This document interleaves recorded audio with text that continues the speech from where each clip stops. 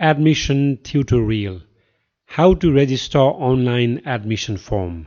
Here, the steps for further registration of online admission forms are listed. In this video, we will be learning and understanding how to register online admission form through the school's website. We can begin by going to or logging into www.paragonpublicschool.edu.np. After the website opens, on the top menu bar, select Admission and then click on Online Admission Form. This will open an online application form. Fill the form with necessary details and attach required documents at the end. After the form is filled, click on Proceed. Then it will redirect to eSeva for the payment of the registration form.